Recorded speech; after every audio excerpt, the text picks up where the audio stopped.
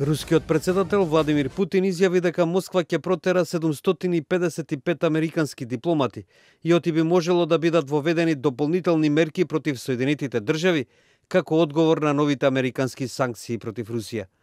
Драматичното намалување што го обелодени Путин за време на неделното телевизиско интервју за руската државна телевизија ги зголеми тензиите меѓу двете земји и доаѓа веднаш откако во Конгресот беа одобрени новите санкции против Русија. Американскиот потпредседател Майк Пенс во врска со ова изјави. Well, the president's made it very clear that Russia's destabilizing activities, its support for rogue regimes, its activities in Ukraine are unacceptable. And the president made it very clear that very soon he will sign the sanctions from the Congress of the United States to reinforce that.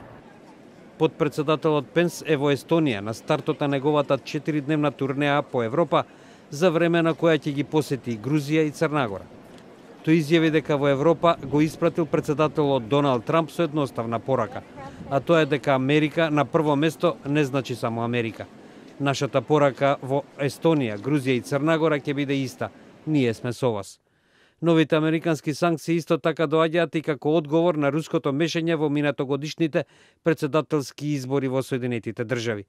Објавата на Путин е до објаснување на руската најава во петокот дека до 1 септември треба да биде намален бројот на американскиот дипломатски персонал во Русија.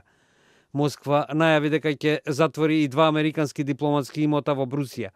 Путин во неделата изјави дека се уште се надева оти ќе се смени ситуацијата меѓу двете земји, но додаде, се чини дека тоа нема да биде наскоро.